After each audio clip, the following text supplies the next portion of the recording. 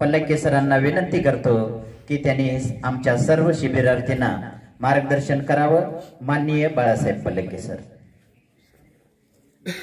हा, विश्राम आराम से.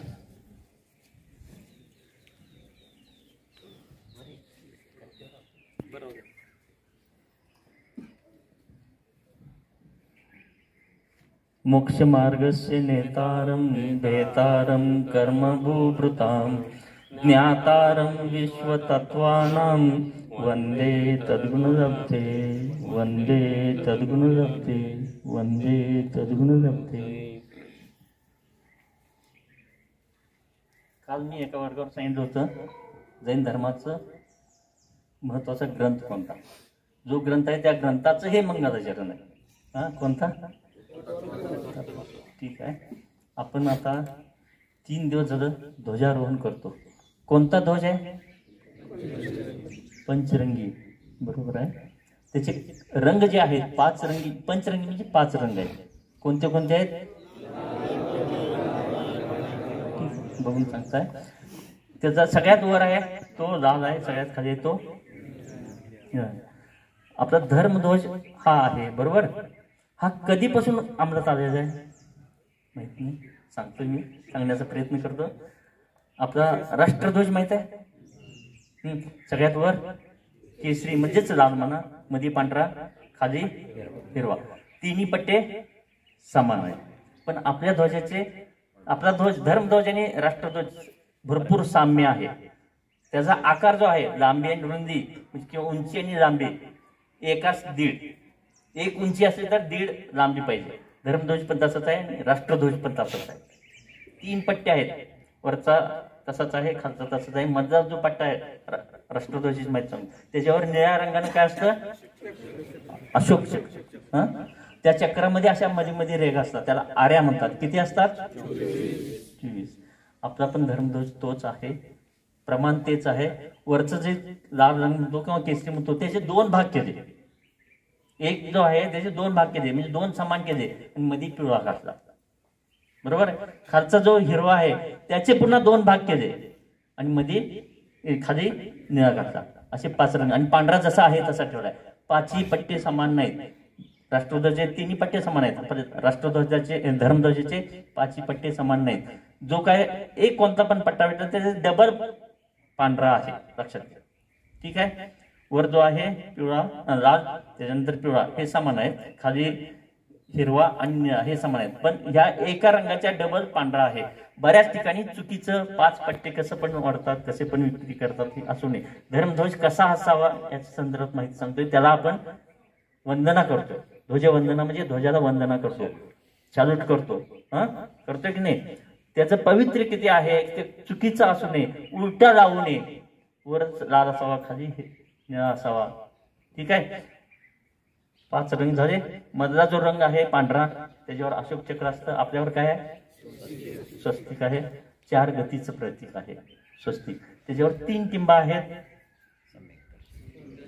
रत्नत्रयाचं, रत्नत्रय पाठ मी दोन्ही वर्गावर घेतोय. रत्नत्रयाचं प्रतीक सम्यक दर्शन, सम्यक ज्ञान, सम्यक त्याग. तिन्हीची एकता म्हणजेच मोक्ष मार्ग आहे. त्याच्यावर चंद्रकोर आहे म्हणजे सिद्ध शिला आहे. त्याच्यावर 1 टिंब आहे म्हणजेच सिद्ध भगवान आहे. असा आपला धर्मध्वज आहे. हा कधीपासून अंमलात आणलाय आपण? पूर्वीपासून चालू होत होता का आता आलाय? कधीपासून विचारतो, कुणी नव्हे. ठीक आहे. ज्यांचं वय जे आहे आता जे तुम्ही आहेत तुमच्या वयाच्या अगोदर, ते जुने आहेत म्हणून त्यांना माहिती. ते वयस्कर 1973 साली, त्याच्यानंतरचा जन्म असतो बऱ्याच लोकांचा. 1973 साली प्रत्येक धर्माचा ध्वज असतो तसा जैन धर्माचा ध्वज असावा असं काही लोकांना वाटतं. जे मुख्य पुढारी होते त्यांनी काय केलं, जैन धर्माचा एक विशिष्ट ध्वज असावा असं वाटलं. त्यांनी एक कमिटी केली आणि ती कमिटी विद्यानंद महाराज शेरवळाचे माहिती. विद्यानंद महाराज जे दिल्लीमध्ये कुंद कुंद भारती या ठिकाणी वास्तव्य होतं. त्यांचं अहिंसास्त्र त्यांनी निर्माण केलेलं आहे. इंदिरा गांधींना त्यांना हाताचं चिन्ह, काँग्रेस हाताचं चिन्ह त्यांनी दिलं होतं. ठीक आहे. तर ते विद्यानंद महाराज त्यांच्याकडे ती टीम गेली आणि त्यांनी त्यांना विनंती केली, प्रत्येक धर्माचा काहीतरी ध्वज असतो, आपल्या धर्माचा पण ध्वज असा वेगळा असावा असं त्यांना कल्पना दिली. त्यांनी ती कल्पना मान्य केली. पूर्ण वर्षभर त्यांनी वेगवेगळ्या धर्मग्रंथांचा अभ्यास केला. आपले जे धर्मग्रंथ आहेत, आगम आहेत, त्यांचा अभ्यास केला आणि त्या अभ्यासातून असं त्यांनी तयार केलं, नोट्स काढल्या आणि ते 13 एप्रिल 1974ला एक परिषद बोलली, जैन धर्माची परिषद. त्यामध्ये नुसतं दिगंबर श्वेतांबर असं नाही, जैन धर्मात ज्या ज्या काही पोट जाते त्या सगळ्यांचे हे ज्या महाराजाकडे गेले त्या मेरठमध्ये त्यांचा चातुर्मास चालू होता. 1973चा चातुर्मास मेरठमध्ये होता. थोडीशी वेळ झाली तर चालेल ना.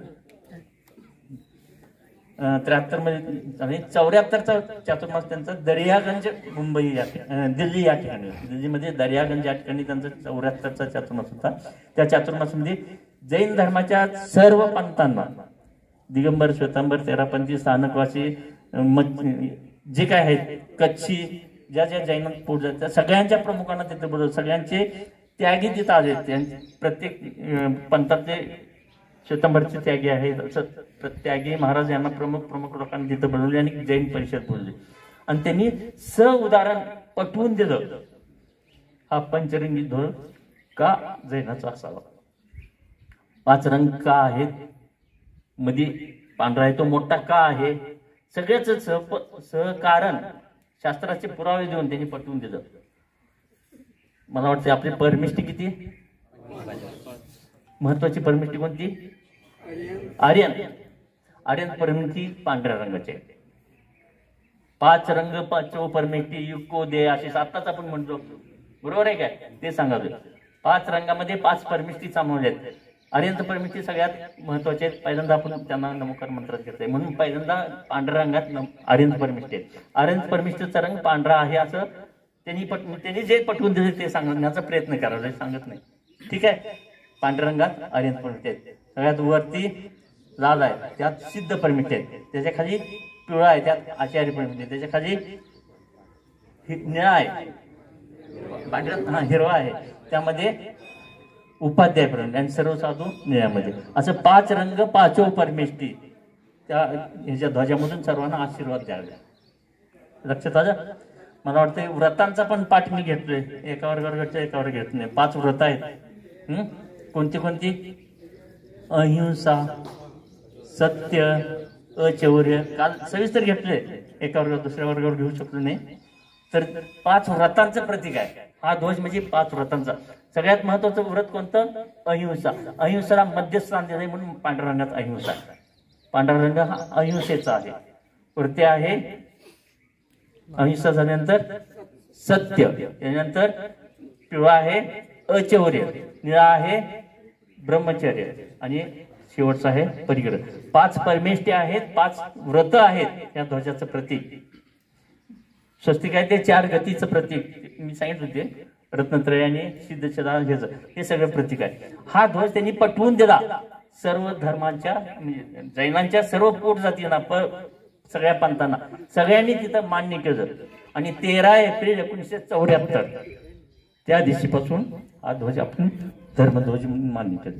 त्याची माप सांगितलं, कारण सांगितलं. अजून एक सांगतो, तीर्थंकर किती? 24 तीर्थंकरांचे रंग कसे होते? आता आपण एका वेळी उभं राहिलो, सगळ्यांचा रंग एकसारखा आहे नाही, तसं सगळे तीर्थंकर होते. तीर्थंकरांचा पण रंग एकसारखा नव्हता.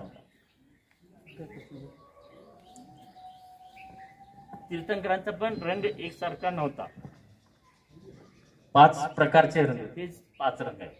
तीर्थंकरांच्या शरीराचे रंग पण हे 5च आहेत. 5 रंगाचे तीर्थंकर. 24 तीर्थंकर जरी असले तर 5 रंगात होते. एक दोहा आहे, 2 गोरे 2 काले, 2 गोरे 2 काले. 2 गोरे होते म्हणजे पांढरे होते, 2 काळे होते. काळे म्हणजे निळा, निळा काळा म्हणते. काय काय ठिकाणी काही मंदिरात नाही काळा, निळ्याच्या ठिकाणी काळा रंग पण तुम्हाला दिसेल. 2 गोरे 2 काले, 2 हरे 2 लाल. 2 काले, 2 गोरे 2 काले, 2 हरे 2 लाल. 2 2 आहेत गोरे म्हणजे पांढरे, 2 काळे म्हणजे निळे, 2 हरे म्हणजे हिरवे आणि 2 लाल. असे किती झाले? 8 तीर्थंकर. राहिले किती? 16 तीर्थंकर. 16 कंचन कामिनी कंचन कामिनी, कंचन म्हणजे सोनं. सोनं कसं आहे? हा, 16 तीर्थंकर 16 ह्याचे आहेत, पिवळ्या रंगाचे आहेत. आपण 24 तीर्थंकर, काही ठिकाणी 24 तीर्थंकरच्या मूर्त्या बघायला मिळतील. काही ठिकाणी तांबडा असतोय, काही ठिकाणी पांढरा असतोय, काही ठिकाणी निळा असतोय, काही ठिकाणी पिवळा असतोय. ज्या ठिकाणी 24 तीर्थंकरच्या मूर्त्या आहेत तिथं जरा निरीक्षण करा. या प्रमाणे असतात: दो गोरे, दो काळे, दो हरे, दो लाल, 16 कंचन कामिनी, उन्हे वंधू त्रिकाल. उन्हे वंधू त्रिकाल.